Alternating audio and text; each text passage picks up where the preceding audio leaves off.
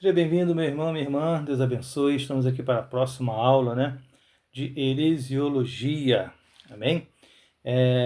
Hoje vamos estar falando sobre testemunhas de Jeová e vamos estar falando sobre o espiritismo. Amém?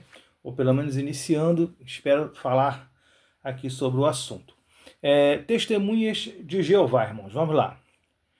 As testemunhas de Jeová nasceram por volta de 1870, tendo por seu fundador Charles Taylor Russell, de 1852 a 1916. Este grupo teve inicialmente o nome de Sociedade da Torre de Vigília de Sião. Russell pregava que o Senhor voltaria para estabelecer o seu reino em 1874, mas isso não aconteceu. Ele então revelou uma nova data, 1914, mas também não foi feliz nessa previsão. Russell tinha dificuldade para acreditar que existiam de fato penas eternas, então buscou no Adventismo respostas para sua indagação, mas não se deu por satisfeito e fundou a sua própria organização religiosa, como vimos acima, os Testemunhos de Jeová. Russell era um homem visivelmente desequilibrado. Tinha uma conduta moral lamentável. Casou-se em 1879, mas foi um péssimo marido. Várias vezes foi levado aos tribunais por sua esposa, que o acusava de maus tratos. Ele não suportava mais a vida que levava, saiu de casa em 1897, vindo a divorciar-se dele em 1913. Russell também foi um homem desonesto, Russell não foi, Russell também não foi um homem honesto. Sempre teve o seu nome envolvido em escândalos financeiros. Então, irmãos, nós vemos que o fundador dos Testemunhos de Jeová, dos Russelitas, ele não era uma pessoa séria. Além de ser uma pessoa claramente desequilibrada, era uma pessoa violenta, uma pessoa que espancava sua esposa, uma pessoa que vivia devendo todo mundo, uma pessoa que vivia fazendo trambique. E nós vemos que, infelizmente, esse tipo de gente também ajunta seguidores, tá? Esse tipo de gente também ajunta seguidores. Doutrinas russelitas, tá? Quando falamos de russelitas aqui, irmãos, são os seguidores de Russell, nós falamos dos testemunhas de Jeová. Amém? Letra A. São unitaristas, ou seja, negam a existência da Trindade, atribuindo esta doutrina a Satanás. Dão a Satanás o poder que ele não possui, de legislar. Então, irmãos, o que acontece? Eles negam a Trindade. Eles negam, que Deus ele seja um só ser, que se divide em três pessoas que compartilham a mesma essência, como todos nós acreditamos. Então, ele não acredita que Jesus seja Deus, ele não acredita na existência do Espírito Santo, e eles são unitaristas, amém? Eles acreditam que a doutrina da Trindade ela é atribuída a Satanás. Foi Satanás que criou isso aí na cabeça de Russell, foi Satanás que criou isso aí. Ele dá um poder a Satanás maior do que ele nunca teve e nunca terá, amém? A letra B. Não creem que Jesus é eterno, mas sim o primeiro ser criado por Deus. Usam como base para isso Colossenses 1,15, que diz que Jesus é o primogênito de toda a criação. Aqui, quando Paulo utiliza a palavra primogênito no texto, ele não tem, essa palavra, na verdade, ela não tem sentido de ordem de nascimento, tá? Mas de hierarquia, ou seja, Jesus não foi o primeiro ser criado. Ele é o ser mais importante. Jesus é Deus e por isso é eterno. Então, irmão, um dos atributos da divindade é justamente a eternidade, Deus é onisciente, onispotente e onipresente. Então, o que acontece? Jesus ele é onipresente, onisciente e onipotente. ele é eterno, amém? Onisciente, onipresente, onipotente e é eterno. O único ser eterno que temos, ele é Deus. Nenhum outro ser é eterno. Todo ser ele foi criado em algum momento. Amém? Satanás também, em algum momento ele foi criado. Então, eles negam que Jesus, de fato, seja eterno, porque, claramente, eles negam a existência, ou seja, a divindade de Cristo. Eles acreditam que Jesus é o primeiro ser criado. Amém?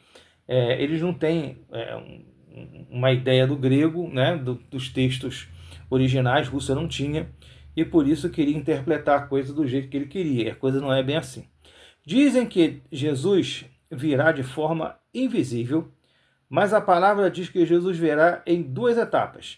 Na primeira será visto só pela igreja, está lá em 1 Tessalonicenses 4, 16 e 17. Mas na segunda será visto por todos, Apocalipse capítulo 1, versículo 7. Amém? Então, Jesus ele será visto por todos, não vai ser simplesmente assim um ato fechado, mas ele vai ser visto por todos. Não vai vir de uma forma invisível, ele vai ser visto por todos. Para tentar encobrir a falha da desastrosa previsão, que o Senhor voltaria em 1914, afirmam que em 1914 terminou a Batalha do Armagedon, que é a volta do Senhor, e que a volta do Senhor ocorreu neste período só no mundo espiritual. A Batalha do Armagedon só ocorrerá nos tempos apocalípticos. Uma mentira puxa outra mentira, né? A gente sabe que um abismo, irmão, ele chama outro abismo, né? E ali eles vão querendo encobrir uma mentira, pegar uma mentira e passar por cima da outra para tentar encobrir, mas não adianta. Um abismo, ele chama outro abismo. Letra E. Pregam que o Senhor iniciou o juízo final em 1918.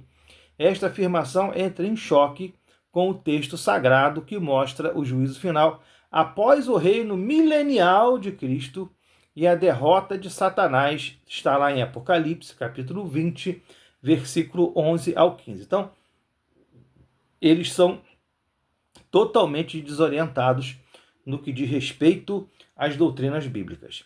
Creem que o espírito humano não existe. Dizem que o homem é um espírito, né? Eles dizem que o homem ele não tem um espírito. O homem é um espírito. Amém? Ele não possui um espírito.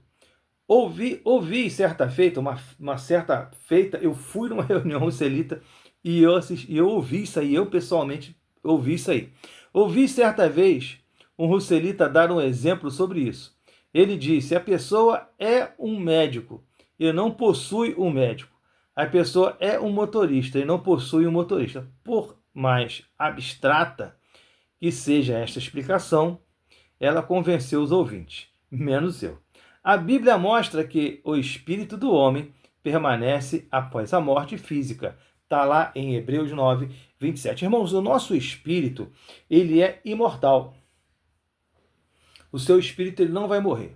Agora, aonde o seu espírito vai viver a eternidade, aí é você que vai escolher. Se escolher viver com Deus, vai viver com Deus. Se escolheu viver a sua vida de qualquer maneira, vai viver aí com o inimigo a eternidade lá, pagando pena ali no largo de fogo e de enxofre. Então, a verdade, ela não é lúdica, né? Ela é dura e é isso aí que é a verdade. Então, né? E por isso que nós buscamos fazer a vontade de Deus, buscar o Senhor enquanto se pode achar. G. Dizem que o inferno não existe. O homem, quando morre sem Deus, passa a não existir. Mas a Bíblia mostra claramente a existência do inferno. Dá uma lida lá em Mateus 25, 46. E várias outras referências. Os russelitas creem que o inferno é a sepultura. Dizem que a palavra Seol, que é hebraica, né? Em hebraico significa sepultura. Mas o seu verdadeiro significado é o mundo dos mortos, que em grego é Hades. Há mais dois termos gregos para definir o inferno. Tártaro, o mais profundo dos abismos. Tártaro significa o mais profundo dos abismos. E Geena, Geena, lugar de suflício. Então, eles acreditam que não existe inferno. Quando a pessoa morre e a pessoa não está com Deus, o espírito dela se desfaz, some e desaparece. Mas nós sabemos que isso não é verdade. Bem, você lendo aqui a referência aqui, principalmente aqui de Mateus 26, 25, 46, você vai ter essa ideia. E toda a Bíblia nos mostra essa ideia de um juízo eterno, né, de uma pena eterna e também de uma salvação eterna. H. Prega que só serão salvos 144 mil. Uma vez disse a um colega de trabalho que era russelita: pare de pregar, pois não sobrará vaga para você. A salvação de Deus é para todos. Vê lá em Mateus, irmão, 28 ao 30. Os 144 mil serão os remanescentes de Israel, que, vendo que Jesus de fato era o Messias, pregarão durante a grande tribulação. Pois o plano original de Deus era que Israel fosse uma nação de sacerdotes. Mas Israel traiu a confiança de Deus diante do bezerro de ouro, adiando o plano de Deus para o período apocalíptico. Os planos de Deus, eles podem até ser adiados por incompetência humana, né? Não tem uma pessoa capaz ou competente naquele momento ou na posição de Deus para que se cumpra aquilo. Deus vai até adiar, mas ele vai ser cumprido, né? Mas não serão frustrados. Lê lá Apocalipse 7, do versículo 1 ao 8. Então, irmãos, os planos de Deus, eles podem ser adiados? Sim, por incompetência humana. Por incompetência humana. Mas eles vão se cumprir. Uma hora vão se cumprir. A visão primária de Deus é que quando Israel saísse ali do Egito, fosse uma nação de sacerdotes que propagasse o seu nome. Mas mal Moisés sobe lá no monte, quando ele volta, né, Deus já avisa ele a volta que eles estão adorando lá outro Deus, e voltou e viu aquilo tudo, se revoltou, quebrou as tábuas, e ali separa-se a tribo de Levi, a única tribo que não se curvou, para poder ser sacerdote só do povo de Israel. Essa parte de divulgar o nome do Senhor passa para a igreja. Mas como Deus, ele é soberano, né? Nós vemos que lá, quando a igreja for arrebatada, os 144 mil representantes do povo de Israel que estarão aqui, eles vão estar pregando a palavra do Senhor, pregando que Jesus Cristo é o Senhor, porque os planos de Deus, eles podem ser adiados, mas eles não podem ser frustrados. Então isso vai ser cumprido, amém? Um dos pontos mais conflitantes é com certeza a questão do sangue. Os russellitas creem que receber uma transfusão de sangue é o mesmo que comer sangue. A Bíblia diz que o sangue é a vida. Lê lá em Levítico 17:14. E de fato condena que o homem coma o sangue de qualquer animal. Mas receber uma doação de sangue não é comer sangue. O próprio Cristo deu o seu sangue por nós. Hebreus 9, versículo 11 ao 14. Doar sangue é doar vida. Se você parar para pensar, né? Se o sangue é vida, quando você doa sangue, você doa o quê? Vida. Amém? É simples assim. Jesus não derramou o seu sangue por nós, para que nós viéssemos a ter vida e vida com abundância? Então, comer sangue é uma coisa, doar sangue é outra completamente diferente. Ali o cara deixa até alguém da família morrer, um filho e tudo mais, se um médico ali não intervir, porque a religião o cega. E na verdade, nós não temos que crer em religião, nós temos que crer em Deus e na Bíblia Sagrada. O que a Bíblia diz? O que a Bíblia diz, essa é a verdade. Infelizmente, muitas pessoas têm sido enganadas por esta seita. Talvez seja a seita que mais cresce nos dias atuais. Eles têm utilizado um método muito eficaz, eficiente de discipulado, prática que tem sido desprezada pela igreja. A igreja que busca ampliar os seus projetos evangelísticos e de discipulado por amor às almas, que podem vir a ser aprimoradas por esta seita. Que podem vir a ser aprisionadas por essa seita. Então, irmãos, a igreja deve buscar ampliar os seus projetos evangelísticos e de discipulado por amor às almas, que podem vir a ser aprisionadas por essa seita. Por quê? A igreja, irmão, ultimamente a igreja tem pregado assim, de uma forma espetacular, né? Vamos ser sinceros, muitos lugares que nós vamos aí, o culto, ele tá mais voltado para a câmera do que está voltado para Cristo. Né? Tá mais assim, um espetáculo, né? E aquilo que eu sempre digo, espetáculo, ele atrai espectador. E culto é pro adorador. Então, são coisas diferentes, né? Quando você vê lá a palavra de Deus, lá no ID, fala que nós temos que ensinar, que nós temos que pregar, né? Batizar em nome do Pai, do Filho e do Espírito Santo, ensinando, né? A guardar. Então, nós temos que ensinar, irmão. Discipulado é uma ordenança tão séria e tão necessária como a Santa Ceia e o batismo, tá? A igreja, infelizmente, tem negligenciado em muitos aspectos o discipulado. E os russelitas, os testemunhos de Jeová, eles massificam essa parte do discipulado. Então, eles conseguem colocar essas doutrinas loucas na cabeça das pessoas, tá? E a Bíblia deles também, a tradução deles, a tradução acho que é do Novo Mundo, uma coisa assim, que eles têm lá, na Torre de Vigília, a tradução da Bíblia deles é totalmente adulterada, totalmente fora do original. Amém? Então, russelismo, ou seja, Testemunho de Jeová, é uma seita, e é uma seita perigosa, e ela tem levado muita gente para um caminho errado aí, infelizmente. E a igreja tem que despertar para poder combater essa seita, sim, em nome de Jesus. Amém? Nós vamos estar entrando aqui em Espiritismo, tá? Espiritismo. O Espiritismo talvez seja a mais antiga das seitas. Vemos que vários povos antigos depositavam as suas crenças nos espíritos. A Bíblia condena plenamente o espiritismo. Nós temos aqui várias referências. Você dá uma lida aí, nosso material está aí. Então você dá uma lida aí, são várias referências. A referência vai do Antigo Testamento até o Novo Testamento, tá? Em Hebreus 9:27 está escrito que o homem morrerá uma só vez, vindo após isso o juízo. Também, na passagem do rico de Lázaro, Jesus diz que o homem que morre não mais entra em contato com este mundo.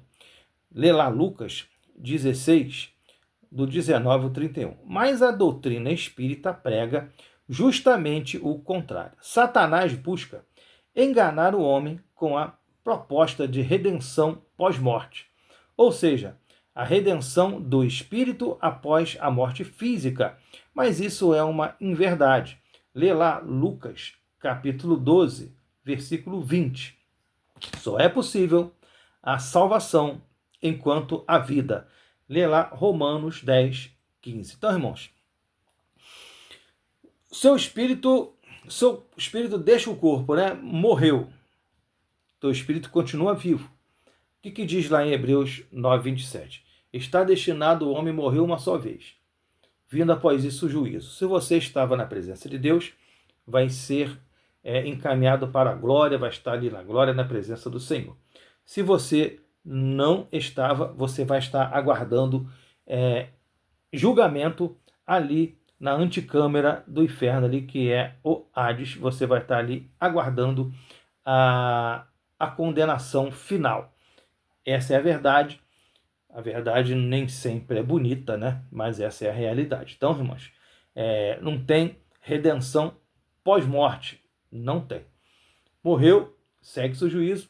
É o que a Bíblia diz. A gente segue a Bíblia. Quem quer ser crente tem que seguir a Bíblia. E a Bíblia fala isso. Não tem muito o que a gente falar. Amém? Abaixo vamos dar alguns exemplos de espiritismo. Kardecismo.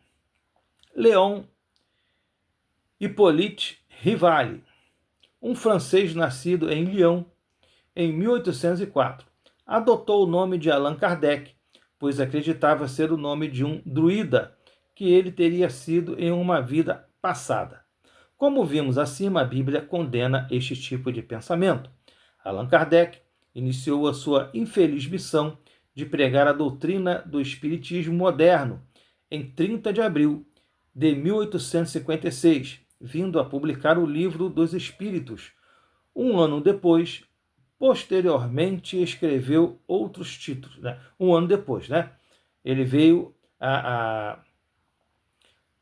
ele veio pregar a doutrina, começou a sua missão de pregar a doutrina dos espíritos, né? Em 30 de abril de 1856. Um ano depois ele publica esse livro que ele é muito conhecido, o Livro dos Espíritos. Posteriormente escreveu outros títulos. Kardec ficou conhecido pela doutrina da reencarnação, ou seja, ele pregava que o homem morria e voltava a nascer como outra pessoa.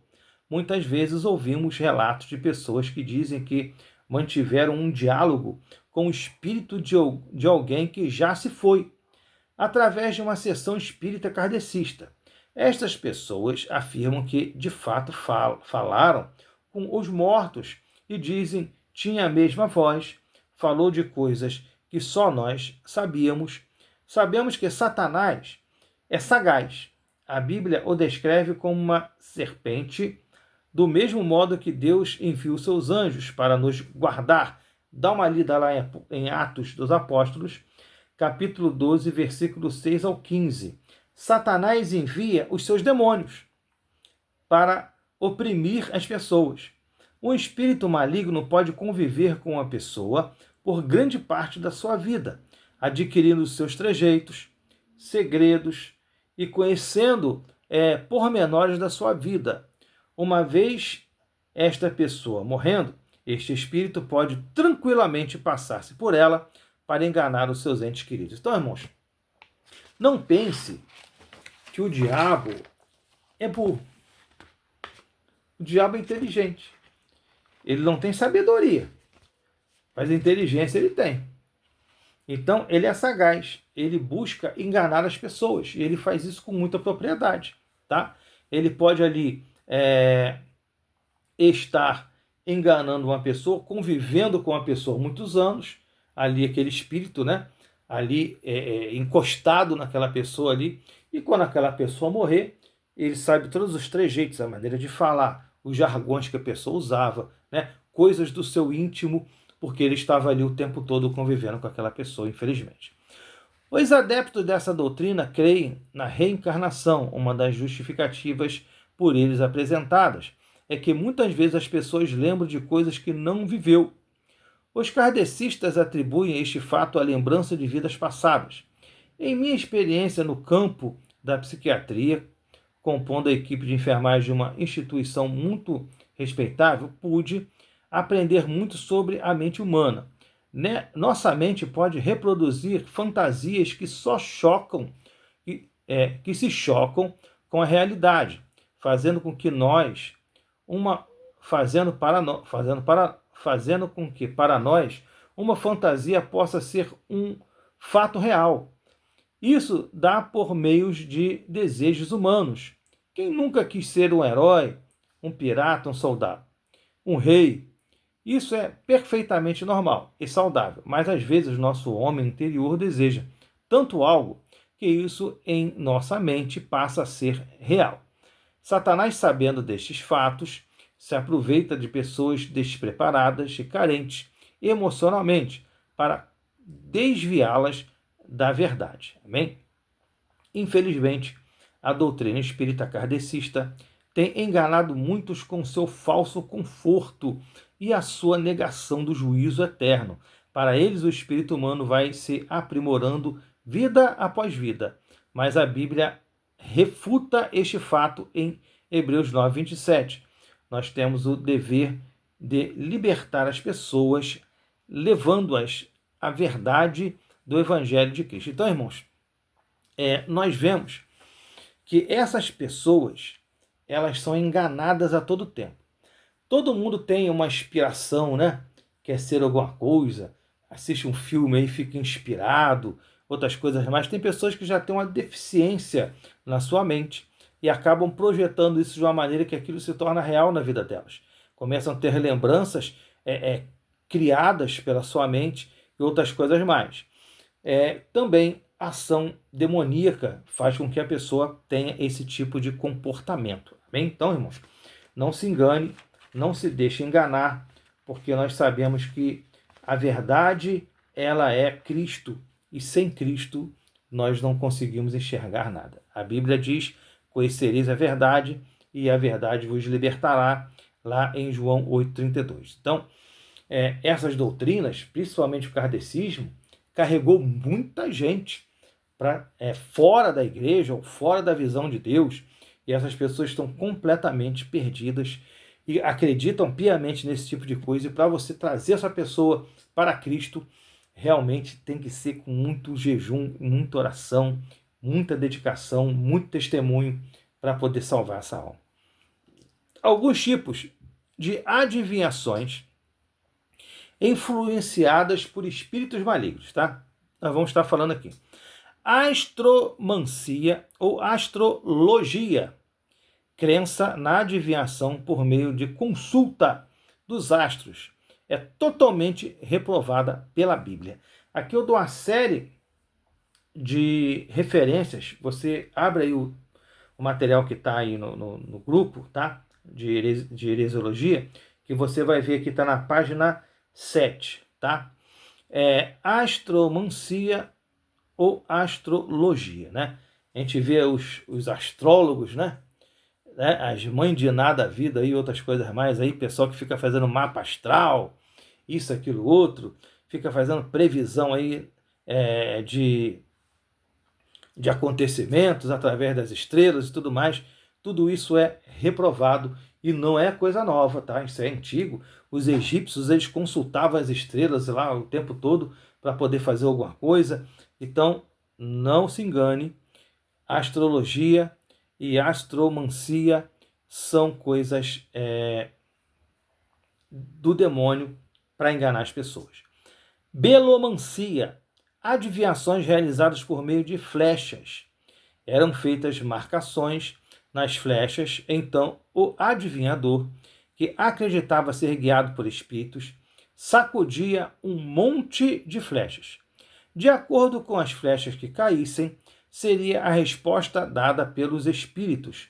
Algumas vezes, as flechas também eram atiradas para o alvo e era avaliada a maneira como elas caíam. Dá uma lida lá em Ezequiel 21. Então, irmãos, belomancia, a pessoa adivinhava ali através de flechas. Bem, você vê que coisa, que coisa louca, mas as pessoas acreditavam. Hepatoscopia, adivinhações feitas a partir de exame do fígado do animal, oferecido em sacrifício. Criam que o Deus que recebia o sacrifício revelava sua vontade de acordo com o formato do fígado do animal oferecido. Os povos antigos acreditavam que o fígado era o órgão mais importante do corpo. Ainda a mesma referência lá em Ezequiel 21, dá uma lida lá. Então, hepatoscopia. Talvez você tenha visto até de algum filme, né? Aí, um filme desses medievais, o pessoal corta o animal lá e fica vendo lá, fazendo adivinhação, é mais ou menos isso aí. Só que a hepatoscopia, ela fala justamente do hepato, né? Que fala ali do fígado. E então, está ali através do fígado do animal, do formato, de tudo mais, da cor, eles adivinhavam ali, faziam um sacrifício a um determinado Deus, e aquele animal sacrificado, eles tiravam o fígado, e através da análise daquele fígado, eles traziam ali aquela adivinhação, ou acreditavam ter aquela resposta. Então, coisas tão complexas e complicadas, né? Ao invés do evangelho simples e claro, objetivo de Jesus Cristo, as pessoas acreditam. E acreditavam e ainda acreditam, tá? Hidromancia. Era jogado um objeto de ouro, prata ou uma pedra preciosa em uma vasilha com água. Então analisavam o movimento da água. Está lá em Gênesis 44, 5. Dá uma lida lá para você ver esse exemplo de hidromancia. Então, era outra maneira de adivinhação, né? Necromancia. Os participantes dessa prática eram chamados de necromante, pitão ou pitonisa. Esta prática tem por finalidade invocar o espírito dos mortos por meio de cerimônias, palavras mágicas, cânticos, etc. O espiritismo moderno tem muito da necromancia, né? Aí tem aqui uma série de referências bíblicas para que você venha a estar analisando, né? Você vai sempre lembrar lá da pitonisa de Endor, né? Que trouxe ali aquela adivinhação ali, ou fez ali aparecer um espírito maligno imitando ali, ou tentando imitar ali o profeta, né? Samuel, ali para enganar Saul, né? Quem lembra dessa passagem aí? Rabidomancia, adivinhação por meio de varinha mágica. Oséias 4:12, né? Não é Harry Potter, tá? Mas é adivinhação através de varinha mágica, e as pessoas acreditavam nisso aí também. Dá uma lida lá em Oséias 4:12. Sonhos. Acreditavam ser influenciados pelos espíritos dos mortos quando dormiam junto às sepulturas. Deuteronômio 13, do 1 ao 4, e Isaías 65:4. As pessoas queriam ouvir ou receber alguma orientação dos mortos, né, na sua visão, e elas iam até lá e dormiam perto das sepulturas para que esses espíritos desses mortos viessem a falar com elas, né? Você vê que coisa complicada, mas as pessoas acreditavam e acreditam nisso ainda. Sortilégios, adivinhações por meio de lançar sorte. Ezequiel 21:21 e Mateus 27:35. Então, você não tem que jogar a sorte, caro coroa ou qualquer outra coisa para adivinhar nada. Bem? Terafim ou imagem de escultura, adivinhar por meio de uma imagem de escultura. Gênesis 31:19 e mais uma série aqui de referências bíblicas para que você estude em casa, tá? Nós colocamos esse material aí, irmão, no grupo para que você venha acompanhar, tá bom? Dá uma lida em todas as referências, você tem uma semana para fazer isso. Dá uma lida aí em todas as referências que você vai estar aí afiado, conhecendo aí essas seitas do passado, e você vai ver que muitas delas aí têm seus reflexos ainda hoje, ou ainda existem na sua íntegra, tá? Filhos oferecidos em holocausto, isso é muito triste. Acreditavam receber revelações dos deuses quando ofereciam os próprios filhos em holocausto. Você vê aqui em Deuteronômio 18:10 e 2 Reis 3:27, né? Você vê lá que teve reis de Israel que ofereceram ali os seus filhos a Moloque, né? Ali em holocausto. Amém? E nós temos que ter essa ideia de que isso é abominável ao Senhor, né? O próprio rei Manassés, que talvez seja o rei que mais pecou, né? Foi um desses reis que cometeram essa coisa abominável e terrível. É redundante dizer que todas estas práticas são reprovadas por Deus. Basta ler Deuteronômio 18, do 9 ao 14, para ver que tais coisas são abomináveis ao Senhor. Então, irmão, coisas abomináveis ao Senhor, coisas que entristecem o coração de Deus, coisas que fazem com que Deus se sinta traído, né? Magoado, entristecido. Lembre-se que Deus é uma pessoa, ele tem sentimentos, ele fica irado, ele fica feliz, e isso aí com certeza deixa Deus com o coração partido, ver a sua criação buscando tanta coisa louca, ao invés de buscá-lo em espírito e em verdade, de uma maneira tão mais simples, e tão mais fácil e tão mais aberta e limpa. Amém? Espiritismo afro-brasileiro. Os africanos que foram trazidos como escravos para o Brasil eram politeístas espíritas, ou seja, criam em deuses que eram espíritos. Muito da religião original destes povos foi perdida por meio da repressão católica, mas eles procuraram manter viva a sua religião, escondendo atrás do próprio catolicismo. Eles esconderam a religião deles, irmão, atrás do próprio catolicismo, tá? para não perder a sua identidade religiosa. Eles acreditavam em vários deuses, né, os orixás, que eram deuses do seu panteão de deuses africanos. E eles esconderam os seus deuses atrás dos deuses católicos, porque os senhores católicos não deixavam que eles adorassem os seus deuses, tá?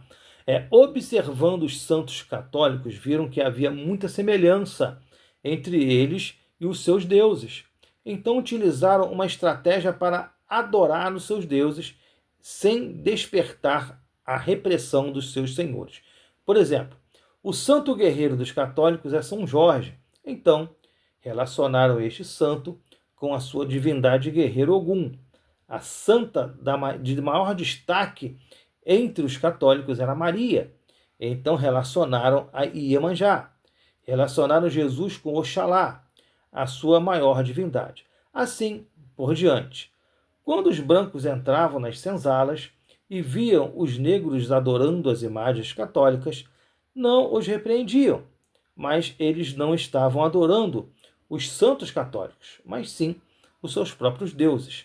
Situações semelhantes ocorreram em todos os países que possuíam escravidão provinda da África e locais vizinhos. Um exemplo disso é os Estados Unidos, que possuem muitos adeptos do voodoo, né? Então, você vê que os negros africanos que vieram para cá tinham seus deuses, e eles queriam manter a sua fé nos seus deuses, e por isso eles esconderam, foram proibidos de adorar os seus deuses pelos senhores católicos. Então eles fizeram uma relação, eles relacionaram, isso acontece muito no candomblé, né? Eles relacionaram ali os seus deuses com os santos católicos ali, para que pudessem fazer essa adoração. Então, quando eles estavam ali adorando a São Jorge, na verdade não era São Jorge que eles estavam adorando a Ogum. E assim por diante, eles foram relacionando com as características dos deuses ali que eles tinham, né? A maior divindade deles era Oxalá, e realmente eles botaram ali Jesus Cristo, a imagem de Jesus Cristo ali, para ser adorada e entendida como Oxalá. Então, triste nós vemos essa situação, mas é uma realidade. Nós temos que ter essa compreensão. Amém? Aí o pessoal fala, mas o catolicismo e a macumba é muito parecido, não é? Tal. Foi uma relação que eles fizeram ali para poder manter a sua religião viva naquele momento que eles foram proibidos. Amém? Porque tentaram impor ali o catolicismo para eles, aquele negócio todo, e isso não deu muito certo. Pregação do evangelho, ela não tem que obrigar as pessoas, a pregação do evangelho tem que convencer, porque a nossa parte, irmão, é pregar o evangelho, a verdade. A parte do Espírito Santo é convencer o homem do pecado e do juízo. Não é você que convence ninguém. Você prega a verdade através da palavra, do amor, da misericórdia, da compaixão, né? Do testemunho pessoal também. E o Espírito Santo convence o homem do pecado e do juízo. Então, esse é o espiritismo afro-brasileiro, tá? Eles acreditavam em vários deuses, que eram chamados de orixás. Eles esconderam esses deuses atrás dos santos católicos e continuaram a sua adoração. Alguns exemplos da religião afro-brasileira. Macumba é um sincretismo religioso que reúne elementos de várias religiões, como religiões africanas, catolicismo e crenças indígenas, né? Uma mistura. Quando se fala ali de um sincretismo, fala de uma mistura, né? Já houve ali uma mistura dentro dessa religião ali espírita. Candomblé, religião afro-brasileira desenvolvida pelos descendentes do povo Iorubá. Esta religião cresceu na Bahia, tá? Então o que acontece? Eles fizeram essa relação ali dos seus deuses com os santos católicos. Umbanda, semelhante à macumba, reúne elementos de várias religiões. Quimbanda também é um sincretismo que reúne elementos de várias religiões. Bem, toda forma de espiritismo é condenada por Deus. Devemos nos lembrar sempre, só o Senhor é Deus. Então, irmãos, quando a Bíblia diz que não vai ser o homem que vai dizer que sim. Mas eu vou dizer uma coisa para os irmãos. Tem muita gente fazendo feitiço dentro da igreja aí, gente. É coisa terrível que a gente tem visto aí. É um monte de adivinhação. É uma profetaiada que não tem tamanho. É coisa assim muito cabeluda. Então, nós temos que vigiar, nós temos que ter sabedoria, nós temos que buscar mais o Evangelho para que nós possamos ter uma vida espiritual saudável e estar próximo de Deus. A simplicidade do Evangelho é que leva a pessoa para o céu. A Bíblia não precisa ser acrescentado mais nada. Tá? O que tem aí a gente já não consegue seguir 100%, porque nós somos falhos. Então a pessoa não tem que estar inventando mais nada. Por outro, sim, você tem que seguir aquilo que a Bíblia diz. Se a Bíblia diz, então segue. Se a Bíblia, aonde a Bíblia se cala, você também. Aonde a Bíblia não tem boca para falar, você não tem ouvido para escutar. O que está na Bíblia é a verdade. O que não está é para não existir mesmo. É para não ter. Então vai inventar, mas não está na Bíblia, eu vou inventar isso aqui. Não, não está é porque não era para ter. Se não está é porque não era para ter. Então você não tem que inventar nada. Desse negócio de, vou abrir uma brechazinha aqui, vou abrir uma brechazinha aqui, quando você vai ver, irmão, está tão longe da verdade, que a verdade é assim, isso aqui é o caminho reto da verdade. Não, vamos abrir uma brecha para isso aqui? Não, vamos fazer isso aqui, vai abrir no grau. Não, vamos, gente, vamos abrir essa oportunidade. Fala a coisa, a gente podia fazer isso assim, né? E assim vai. Quando você vai ver, irmão, você está tão longe da verdade, tem hora que você vai estar paralelo à verdade. Depois, quando você chega a ficar paralelo à verdade, já era. Você não consegue voltar mais. Você só se distancia. Então, melhor é fazer o que a Bíblia diz. Saudável, dentro da paz, dentro da vontade de Deus. O que a Bíblia diz é incontestável. Amém? Eu espero que até aqui você tenha gostado aí dessa segunda aula, né? Nós falamos aqui de duas heresias bem grandes, abrangentes. E na semana que vem nós vamos estar falando de adventistas do sétimo dia e mormons, tá? Os mormons. Amém? Que Deus te abençoe e até a próxima aula, em nome de Jesus.